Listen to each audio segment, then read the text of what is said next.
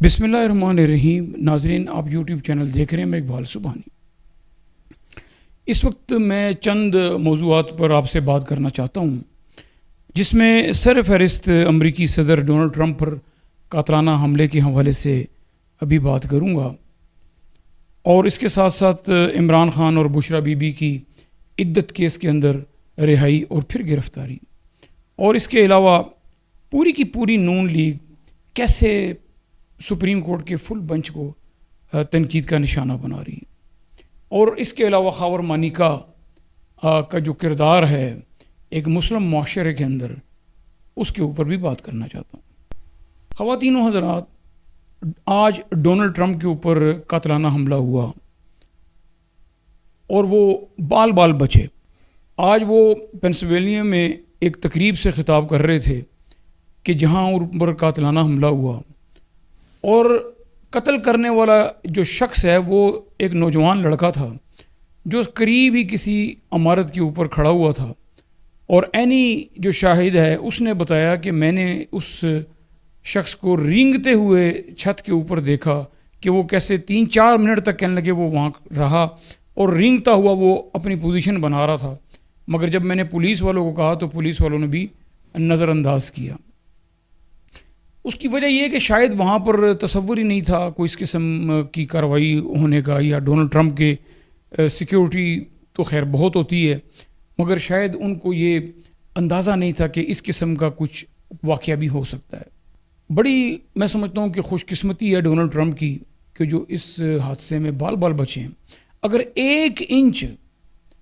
Inch بھی گولی جو ہے وہ دائیں طرف لگتی تو ڈونلڈ ٹرمپ کا دماغ یا آنکھ کے اندر گولی سیدھی جا کے لگتی اور وہیں پر ان کی ڈیتھ واقع ہو جاتی. مگر میں سمجھتا ہوں کہ بڑی خوش قسمتی ہے ڈونلڈ ٹرمپ کی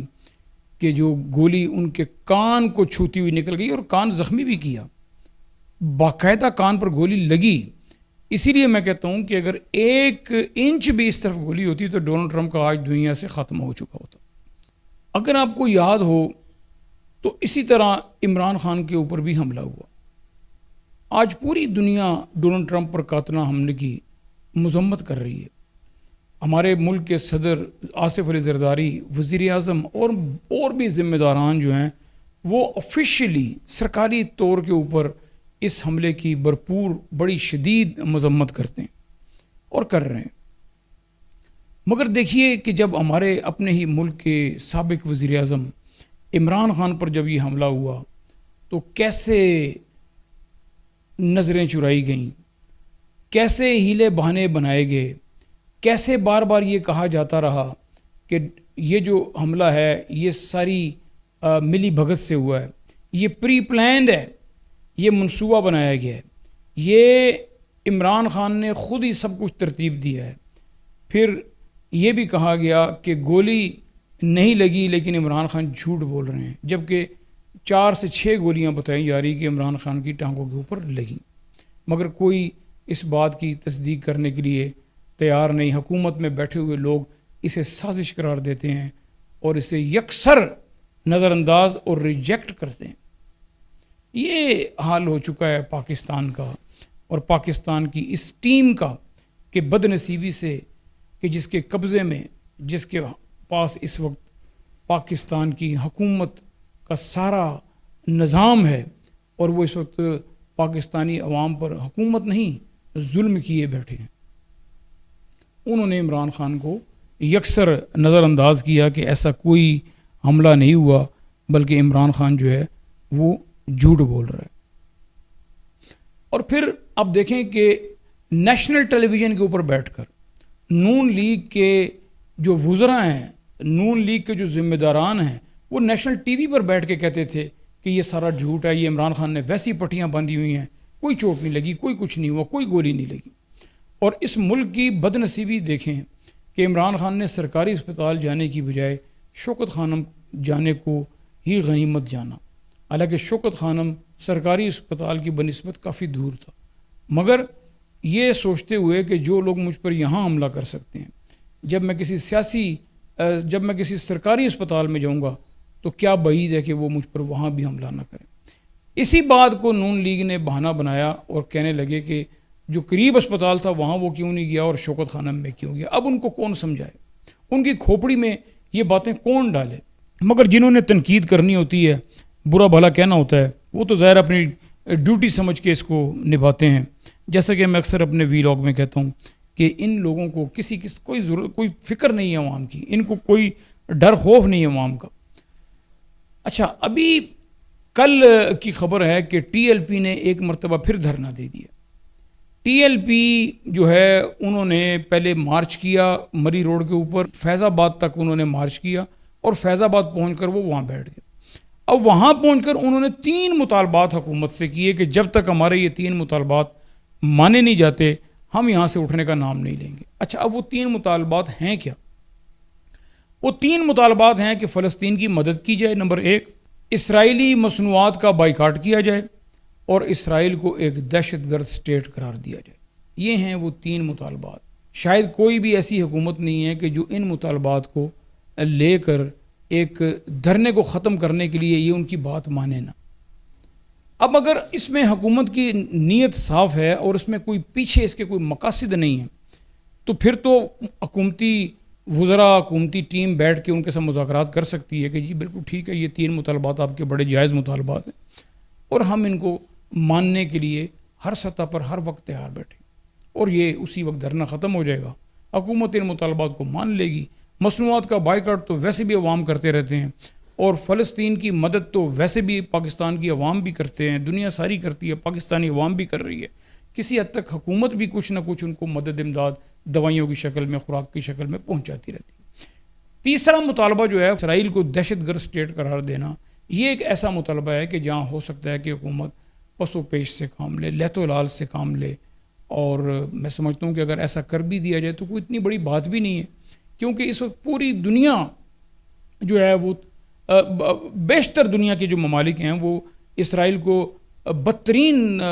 تنقید کا نشانہ بنا رہے ہیں. قصہ مختصر یہ ہے کہ اگر حکومت چاہے تو یہ ان کا مطالبہ کوئی اتنا بڑا مطالبہ نہیں ہے کوئی جس سے ماننے سے کسی کو کوئی اعتراض ہو. اس کے علاوہ عدت کیس کا جو معاملہ ہے، کل عدت کیس میں عمران خان کی اور بشرا بی بی کی رہائی ہو گئی. عدت کیس میں سمجھتا ہوں کہ ایک ایسا کیس ہے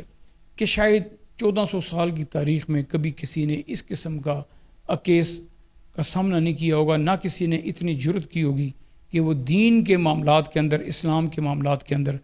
اس حد تک چلا جائے کہ وہ اس کو چھیڑ چھاڑ کرے. دینی معاملات کو، اسلامی معاملات کو، اسلامی دفعات کو، اسلامی اصولوں کو وہ چھیڑ چھاڑ کرے. مگر بڑی جرت کی بات ہے اور بڑی حوصلے کی بات ہے کہ موجودہ حکومت نے اس سے بھی گریز نہیں کیا اور ایک ایسا کیس اٹھا دیا کہ جو شاید کبھی بھی نہیں ہوا. پہلی مرتبہ ہوا بھی تو پھر پاکستان میں ہوا، اور کیس ایسا ہوا کہ جس کی گواہ عورت خود ہوتی ہے، مگر بشرا بی بی کی گواہی کو یکسر مسترد کر دیا. اور آپ دیکھیں کہ کیسے بشرا بی بی نے جب یہ گواہی دی کہ میں اپنے گھر کے اندر اپنی عدت پوری کر کے میں نکلی ہوں، تو میں نے بشرا بی بی ویسے بھی اسلامی اصولوں کی بڑی ایک اس پر عمل کرنے والی خاتون ہے، تو انہوں نے یہ کہا کہ میں عدت اپنے گھر سے، میں نے اپنے شوہر سے بھی مشورہ کیا اور ہم دونوں نے یہ فیصلہ کیا کہ ہم عدت کو گھر میں ہی پوری کریں گے اور میں عدت پوری کر کے یہاں سے نکلیں گے. جبکہ زبانی طلاق بھی دے چکا تھا خاور مانی کا، اور اس کے بعد پھر تحریری طلاق تھوڑی سی لیٹ دی. اب ہوتا کیا ہے، جب عدت پوری کر کے بشرا بی بی نکلتی ہیں تو پھر ان کا عمران خان سے نکاح ہو جاتا ہے. اب حکومت نے 6 سال بعد خاور مانیکا کو خیال آیا، 6 سال بعد خاور مانیکا کو یہ خیال آیا کہ اچھا، اس سے پہلے خاور مانیکا کا یہ بیان نیشنل ٹیلی ویژن کے اوپر دکھایا گیا، پریس کانفرنس دکھائی گئی، سوشل میڈیا کے اوپر دکھایا گیا کہ جب خاور مانیکا نے بشرا بی بی کے حوالے سے حلف اٹھا کر، قرآن پاک کا حلف اٹھا کر، اور یہ بات کہی کہ بشرا بی بی جیسی خاتون دنیا کے اندر میں نے ایسی کوئی نیک اور پارسا خاتون نہیں دیکھی جیسے بشرا بی بی. یہ انہوں نے سوشل میڈیا کے اوپر ایک ویڈیو بنا کر تو یہ بات کہی کہ بشرا بی بی جیسی نیک اور پارسا خاتون میں نے اپنی زندگی میں کبھی نہیں دیکھی. اور پھر اس بات کو 6 سال کا عرصہ گزر گیا۔ ناظرین، 6 سال بعد خاور مانیکا کو خیال آیا کہ بشرا بی بی نے اور عمران خان نے جو نکاح کیا ہے وہ دوران عدت کیا، اور انہوں نے آ کے عدالت کے اندر ایک درخواست دے دی کہ یہ جو نکاح ہے یہ غیر شرعی ہے، غیر اخلاقی ہے۔ اچھا، اب اس عدت کے معاملے کو اگر تھوڑا سا کو دین کی روشنی میں بھی دیکھ لیا جائے تو عدت ہے کیا؟ عدت ایک ایسی چیز ہے کہ کوئی بھی شخص جب اپنی بیوی کو طلاق دیتا ہے تو اس کی جو بیوی ہے وہ 3 مہینے انتظار کرنے کے بعد پھر دوسرے نکاح کی طرف سوچتی ہے اور دوسرا نکاح کرتی ہے 3 مہینے کے بعد۔ 3 مہینے کا ذکر کیوں ہے؟ 3 مہینے کا ذکر اس لیے ہے کہ کہیں وہ خاتون طلاق کے بعد اپنے شوہر سے جس نے اس کو طلاق دی ہے کہیں حاملہ تو نہیں، پریگننٹ تو نہیں۔ اگر اس کی پریگننسی ہو چکی ہے، وہ حاملہ ہے، تو ظاہر ہے وہ پھر اس کو وہ اسی پہلے شخص کی اولاد ہوگی۔ اور دوسرا یہ ہے کہ 3 مہینے اس لیے کیا جاتا ہے کہ اگر وہ دیکھا جاتا ہے کہ کیا اس کے 3 مہینے کے جو وہ حیض ہیں، جنہیں پیریڈز کہا جاتا ہے، جنہیں ڈیز بھی کہا جاتا ہے، وہ 3 مہینے جب گزار لیتی ہے تو پھر اس کا مطلب ہوتا ہے کہ عورت جو ہے وہ پریگننٹ نہیں ہے اور وہ کہیں بھی اب چاہے تو نکاح کر سکتی ہے۔ اب اس کیس کو لے کر بشرا بی بی کے بقول کہ انہوں نے 3 مہینے نہیں اس سے بھی زیادہ ٹائم گزار کے تو اپنا دوسرا نکاح کیا۔ دوسرا، بشرا بی بی اور عمران خان عمر کے اس حصے میں ہیں کہ جہاں پر اس قسم کا کوئی امکان نہیں کہ ان کے یہاں کوئی اولاد ہو جائے۔ اللہ پاک دینا چاہیں تو کسی بھی عمر میں دے سکتے ہیں، مگر دونوں کی اولادیں جوان ہیں اور ان کو کوئی ضرورت نہیں اور اولاد کی۔ تو پھر آپ دیکھیں کہ 6 سال بعد مانیکا جو ہے وہ کیس کر رہے ہیں، جب 6 سال کے دوران بشرا بی بی کی نہ کوئی اولاد ہوئی، نہ وہ پریگننٹ تھیں، کوئی ایسی بات نہیں تھی، مگر چونکہ انہوں نے ان کو پھنسانا تھا، کوئی بدلہ لینا تھا، کوئی انتقام لینا تھا، یا عمران خان کو ذلیل و رسوا کرنا تھا، یا عمران خان کو اندر کروانا تھا، لہٰذا یہ کیس انہوں نے داغ دیا گیا۔ اور آفرین عدالتوں کے اوپر بھی، پولیس کے اوپر بھی، یہ کیس بنوانے والوں کے اوپر بھی کہ انہوں نے بغیر سوچے، حالانکہ اگر صحیح جج سامنے بیٹھا اور یہ عدت کا معاملہ سامنے آئے تو یہ کیس بنتا ہی نہیں ہے۔ یہ کہا جا سکتا تھا جج کی طرف سے کہ 6 سال کے بعد آپ کیسے یہ درخواست دے سکتے ہیں، اور پھر جب خاتون جو ہے وہ یہ کہے کہ میرے عدت کے دن میں نے گزار لی ہیں، تو پھر خاتون کی جو گواہی ہے وہی اصل میں چیز ہوتی ہے کہ خاتون کی جو گواہی ہے اس کو دیکھا جاتا ہے شریعت کے اندر۔ مگر چونکہ یہاں پر باوا آدم ہی نرالا ہے تو آپ دیکھ لیں کہ کتنا ٹائم گزار دیا عدت کے معاملات کے اندر۔ اور اسی طرح عمران خان جو ہے وہ جیل میں بند ہیں، اور پھر 3 کیسوں میں عمران خان کو سزائیں ہو گئیں، اور 3 کیس جو ہیں وہ اوپر نیچے ان کو مطلب چند دنوں کے اندر وہ سارا کچھ ہوا۔ اچھا، اب آ جاتے ہیں نون لیگ کے اوپر کہ نون لیگ نے عمران خان کی فل بینچ جو سماعت ہوئی ہے جس میں 13 ججز نے حصہ لیا، اور 8-5 سے یہ فیصلہ آیا، یعنی کہ 5 ججز نے عمران خان کے خلاف فیصلہ دیا اور 8 ججز نے عمران خان کے حق میں فیصلہ دیا، اور شاید 13 یا 11 ججز نے الیکشن کمیشن کے کردار کو، طریقہ کار کو یکسر مسترد کیا اور واضح الفاظ میں کہا کہ الیکشن کمیشن جو ہے اس نے غیر قانونی اور غیر آئینی اقدامات کیے ہیں۔ یہ واضح طور پر کہا گیا سپریم کورٹ کے ان ججوں کی طرف سے بھی کہ جنہوں نے عمران خان کے خلاف عدت کے والے کیس میں فیصلہ دیا۔ چونکہ الیکشن کمیشن کا کوئی ایک کیس تو ہے نہیں، سپریم کورٹ نے ظاہر ہے ان کے اور بھی بہت سے کیسز کا حوالہ دیا کہ جس میں ان سے بلا چھین لیا گیا، پھر ان لوگوں کو جیسے نہ کسی پی ٹی آئی کے لوگوں کو جلسہ کرنے دیا گیا، نہ کوئی ریلی کرنے دی گئی، نہ کوئی نشان ان کو الاٹ لینے دیا گیا، ان کی جماعت ہی ایک قسم کی ایک لحاظ سے ختم ہی کر دی گئی عملی طور پر۔ وہ تو ایک علیحدہ بات ہے کہ 8 فروری کو عوام نے بڑے ہی دانشمندانہ اور ہوش مندانہ طریقے سے کایا ہی پلٹ دی اور سازشوں کو بے نقاب کر دیا، یہ تو ایک علیحدہ چیپٹر ہے۔ مگر میں کہنا یہ چاہتا ہوں کہ نون لیگ کہ جس نے ہمیشہ عدالتوں کو استعمال کیا، جسٹس قیوم جیسی باتیں تو آپ کو یاد ہیں، شہباز شریف کے ساتھ ان کی جو گفتگو ہوئی، جو ریکارڈ ہوئی، جو وائرل ہوئی، پوری دنیا نے دیکھا کہ کیسے شہباز شریف جسٹس قیوم کو سزا کسی کو دلانے کے لیے باتیں کر رہے ہیں، استعمال کر رہے ہیں، اور پھر ججز اپوائنٹ کرتے ہیں، پھر ان کو استعمال کرتے ہیں. یہ تو ساری دنیا جانتی. آج نون لیگ کیسے مخالفت کر رہی ہے جبکہ بینیفیشری جو ہے وہ عدالتوں کی پاکستان کی تاریخ کے اندر، پاکستان کی سیاسی جماعتوں کے اندر اگر سب سے زیادہ عدالتوں سے کوئی بینیفیشری ہے تو وہ نون لیگ. آپ دیکھیں کہ کیسے نون لیگ نے ابھی اربوں روپے کے اپنے، یعنی کہ اربوں ڈالروں کے کیس جو ہیں وہ نون لیگیں ختم کروائے عدالتوں سے. نیب سے اپنے معاملات کو کیسے نون لیگ نے بھی ختم کروایا، کیسے عدالتوں کا سہارا لیا. سابقہ دور میں افتخار چودھری جو ہے اس کے حوالے سے آپ دیکھیں کہ کیسے اس نے پیپلز پارٹی کو اس ٹائم دبایا اور نون لیگ کو فوائد ہی فوائد پہنچائے. اور پھر ابھی آپ دیکھیں کہ کیسے عدالتیں، جب نواز شریف پاکستان آئے انگلینڈ سے تو کیسے وہاں پر ایئرپورٹ پہ جا کے تو ان سے وہ سارا معاملہ کروایا، کوئی لیگل جو بھی ان کے سائن شائن تھے، جو معاملات تھے سارے عدالتوں سے جو ہونے تھے وہ سارا عدالتیں کیسے ایئرپورٹ پہنچ گئیں اور وہاں جا کے یہ سارے معاملات کیے، اور کیسے یہ ایک درخواست دیتے ہیں اور فوراً ان کے فیصلے ہو جاتے ہیں. اور پھر اگر آپ کو یاد ہے تو شہباز شریف جب وزیر اعظم بنے اس سے ایک دن پہلے ان کے اوپر فرد جرم لگنی تھی، جو ان کے اوپر 16 ارب ڈالر کا جو کیس تھا یا جو بھی کیس تھا، اس کی فرد جرم ان کے اوپر جب عدالت میں لگنی تھی تو وہ اس سے ایک دن پہلے پاکستان کے وزیر اعظم بن گئے. اور پھر اس کے بعد جب ان کی حکومت آ گئی ہر طرف تو پھر انہوں نے مکمگا کر کے ملا کر کے اپنے سارے کیس ہی ختم کروا لیے. اور یہاں تک کیا کہ نیب کے اندر اگر 50 کروڑ سے کم کی کرپشن ہے تو نیب ان کو ہاتھ بھی نہیں ڈال سکتی. یہ سارا کچھ کس نے کیا؟ نون لیگ نے کیا، عدالتوں سے کروایا. حکومت ان کی، طاقت ان کی، سب اداروں کو ملا کے انہوں نے اپنی مرضی کے سارے معاملات کو کرایا. اب سوچنے کی بات ہے کہ جو عمران خان کے اوپر جو کیسز ہیں وہ کیسز ہیں ہی نہیں. وہ اندھے کو بھی نظر آتا ہے کہ ان کیسز کا کوئی وجود نہیں ہے، ان کیسز کی کوئی ایسی کوئی قانونی کوئی اس کے اندر کوئی ایسی کوئی طاقت نہیں ہے. وہ ساری دنیا یہ کہتی تھی بشمول عمران خان یا ان کے ساتھی یا عام لوگ جو تھوڑا بہت قانون اور آئین کو سمجھنے والے ہیں، وہ یہ بات کرتے تھے کہ جیسے یہ کیس جو ہیں ہائی کورٹ یا سپریم کورٹ میں جائیں گے یہ اڑ جائیں گے. اڑ اس لیے جائیں گے کہ ان کے اندر کوئی ایسی اب جیسے عمران خان کے اوپر 200 سے اوپر کیسز بنائے گئے تو کیا کسی کو اس بات کی سمجھ نہیں ہے کہ یہ سارا فراڈ،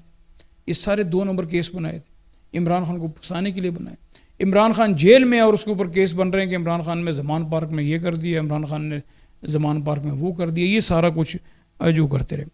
آخر میں پھر آ جاتا ہوں خاور مانیکا کی طرف کہ خاور مانیکا نے جو کردار ادا کیا ہے میں سمجھتا ہوں کہ یہ تو قرآن کے ساتھ سیدھی ٹکر ہے. اب جو لوگ قرآن کے ساتھ ٹکر لے رہے ہیں اب وہ جانے، ان کا خدا جانے، اس میں تو نہ آپ کچھ کر سکتے ہیں نہ میں کچھ کر سکتا. بیسیکلی میں یہ کہنا چاہ رہا ہوں کہ جب قرآن میں واضح طور پہ لکھا ہوا ہے کہ نیک خواتین، مومنہ خواتین کے اوپر الزام تراشی، بہتان بازی دوزخ کا ایندھن بنے ہوئے لوگ، تو اب فیصلہ تو آپ نے کرنا ہے کہ آپ دوزخ کا ایندھن بننا چاہتے ہو یا آپ توبہ طائف کر کے ایک سائڈ پہ ہونا چاہتے ہو. پھر یہ باتیں ہونا شروع ہو گئی ہیں، خرید و فروخت ہوگی اور دیکھیں کہ کیسے فارورڈ بلاک بن جائیں گے. یعنی اب دیکھیں کہ کیسے لوگ جو ہیں وہ بک جائیں گے، لوگ یوں ہو جائیں گے، لوگ یوں ہو جائیں گے. یعنی کہ آپ دیکھیں انڈوز کر رہے ہیں یعنی کہ مہر لگا رہے ہیں کہ اگر ایسا ہو تو کوئی بات نہیں، ٹھیک ہے، پاکستان میں تو ہوتا ہے. اگر مثال کے طور پہ لوگ جو ہیں وہ بک جاتے ہیں یا اسمبلی کے اندر اگر اکثریت ہوتی ہے اس کی پی ٹی آئی کی اور وہاں پر فارورڈ بلاک بنا دیا جاتا ہے، یعنی کہ 10 20 15 بندوں کو الگ کر کے اور ایک فارورڈ بلاک بنا دیا جائے کہ جناب یہ فارورڈ بلاک ہے اور اب پی ٹی آئی کی اکثریت کوئی بھی نہیں رہی اور یہ جو فارورڈ بلاک ہے ظاہر ہے وہ ادھر ووٹ بھی نہیں ڈال سکے گا، لیکن اسمبلی کا جو حجم ہے اس کو چھوٹا کر کے تو پھر اپنی مرضی کے قوانین بھی بنا لیے جائیں، تو پھر ان کی بھی حمایت کرنے کے لیے اب بھی سے لوگ موجود ہیں، بلکہ مشورے دے رہے ہیں، غلط کام کے مشورے دے رہے ہیں. یہ وہ لوگ ہیں کہ جو اپنی چوریاں، چکاریاں، ڈاکے اور اپنی ماضی میں کی جانے والی زیادتیاں جو انہوں نے کی ہوئی ہیں اس کا محفلوں میں بیٹھ کے بربلا بڑے فخر سے اس کے تذکرے کرتے ہیں، قصے سناتے ہیں، فخر محسوس کرتے ہیں کہ جی ہم نے ایک دفعہ 10 سال پہلے یوں کیا تھا، 5 سال پہلے ہم نے یہ فراڈ کیا تھا، اور اتنا عرصہ پہلے ہم نے وہ فراڈ کیا تھا، ہم نے یہ کیا تھا، ہم نے وہ، مطلب یہ اپنے قصے سناتے ہیں، اپنے فراڈ کے لوگوں کو قصے سناتے ہیں۔ تو اس طرح کے لوگوں سے آپ کو کیا امید ہے؟ بہرحال پاکستان کی جو قوم ہے، پاکستان کی عوام کی جو اکثریت ہے،